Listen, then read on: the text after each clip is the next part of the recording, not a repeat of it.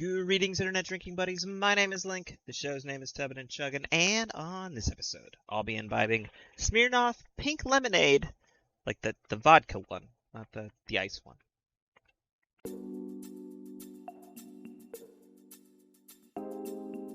Welcome back to the tub, everybody. Now, it is summertime. We've had a few summertimey reviews in the past few episodes, and this one's really no different. I like a good summery beverage. I've always been a fan of matching your drink to either the atmosphere or the season, that kind of thing. And so when it's a Smirnoff, and seemingly just this summer, come out with a new pink lemonade line, as a big pink lemonade guy who's still trying to avoid the sugary drinks when he can, was tempted.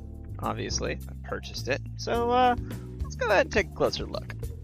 Smirnoff Pink Lemonade, which is really not to be confused with Smirnoff Ice Pink Lemonade, completely different product. But they both came out here in 2021, and they're both focusing in on that sort of seltzery type market, which I think is definitely still the prevailing force in the liquor industry right now, at least from my somewhat outsider perspective, because this guy comes in, it doesn't do the traditional Smirnoff 35% thing where they add in some sort of weird flavoring to it to get it to that 35%. I've really never been a fan of those, just from personal experience. But this guy, it has the real vodka, which I presume is Smirnoff vodka. I don't really know what else it would be. But then they go ahead and they infuse it with natural flavors and certified colors. When I pour it, it'll become more obvious that it is pink, so we'll get into that. But that idea of taking it down to 30% and not adding much sugar to it or anything like that to bump the calorie count, because the calorie count is 89 calories per shot, which is still not a full drink. It's obviously 75% of a drink, but it's in that sort of range, right, of that low end calorie count that maybe has a little bit of that echoing of sweetness that you're really trying to look out for. Now, as they mention on the back of the bottle, this can be sipped just purely sipped Tubbin and Chugging style, as we are wont to do. They also do recommend adding it with club soda. So again, very much targeting that Kettle One botanical kind of angle, coming in at 30%, saying, hey, sip it if you want, mix it with a club soda, make it last a little bit longer, that kind of thing.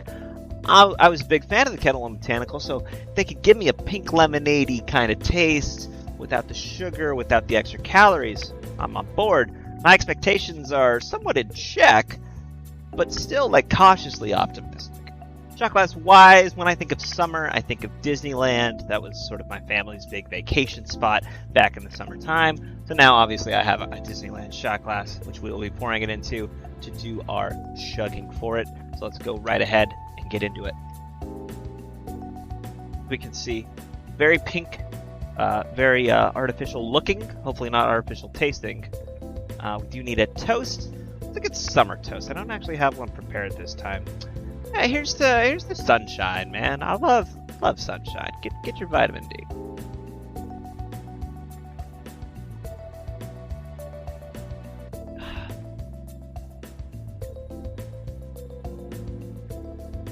Hit strong. Not strong in an alcohol way, strong in a pink lemonade way. I like it.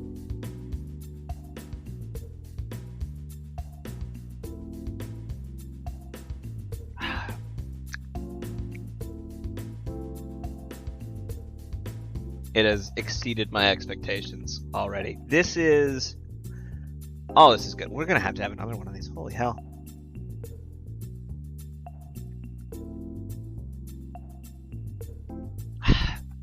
Because it's so smooth. It's honestly, it's not quite a, as we pour another one, it's not quite a Coke Zero kind of taste. If you're a Coke Zero, Diet Coke kind of fanboy in that neighborhood, it doesn't necessarily taste like the aspartame in a Coke Zero, but it's more than a seltzer. It's I guess a Spindrift is probably the best example. It's real sugar added in, but it's enough of it that you still get the echo of the taste. I think the adding in of the food dye is to make you remember that that's what you're supposed to be tasting, and really sort of amplify it in your mind. Do all these kind of crazy tricks to make your senses align to enjoy a product, and I definitely feel like that's what they're doing right now.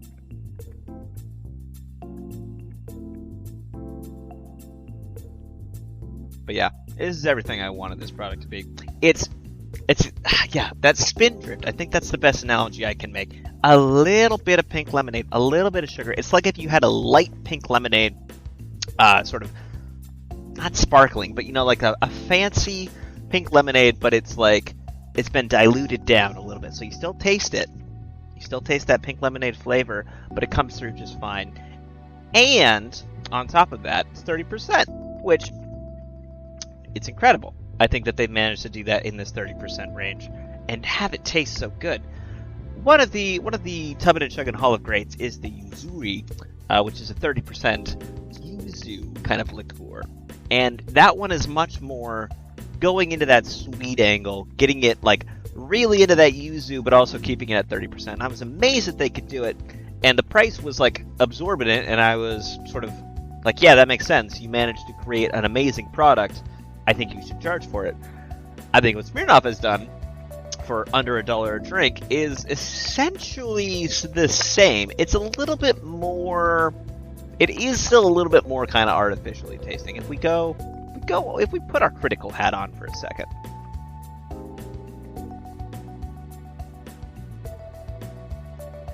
And we try it. We do sort of see underneath the curtain for just a little bit, right? You're like, ooh, yeah, okay. I see the sugar, I see the food coloring, I see what you've done to cover up the vodka, and when I look out for the vodka, I can find it. Overall, though, I think the illusion is amazing. What they've managed to sort of combine into this, 30% alcohol by volume drink at under $1 a drink is very commendable. It's the same kind of taste profile that you would get in like I guess the Maha seltzer would be the best comparison I can make, where it's a little bit more like real kind of fruit. This isn't real fruit, obviously, it's natural flavors, but you get that sort of same sensation from it. But this is coming in at 6 times higher, the alcohol by volume, which is just, it's amazing. For half the price per drink, too.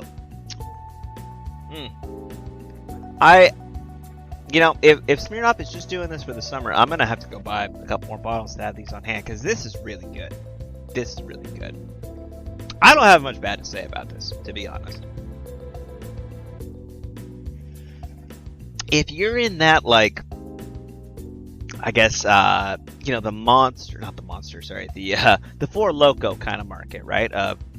Look, I want to get drunk, I want a high proof, but I want it to taste sweet. I think this is what you buy, honestly. This is very, very, very good. I had somewhat high expectations going into it, and it surpassed them. This is incredible. I'm going to buy more of this. I recommend you do too. If you like the taste of pink lemonade, you like getting a good buzz off of something that tastes pretty good, and you like it to be pretty cheap, because, I mean, that's the holy trinity for me. I don't know what it is for you. A good segue into our conclusion, which is, of course, always, please drink responsibly. You're going to have to be careful with this one, I feel, because at 30%, you got to remind yourself, this is heavy. Be careful, but it's good. It's really good. Maybe do mix it with a club soda. Something a little bit sparkling. Slow yourself down just a little bit. Honestly, what I'm thinking, perfect for the golf course. Put that in your flask. Go out, you play 18 holes. Ooh, that's good. Somewhat refreshing. Tastes good. Gets you a little bit tipsy. Perfect for golf. Already said the please drink responsibly. We'll say it again. Please drink responsibly. Let me know if there are other similar types of alcohol you'd like to see me review. And, well, again, please drink responsibly.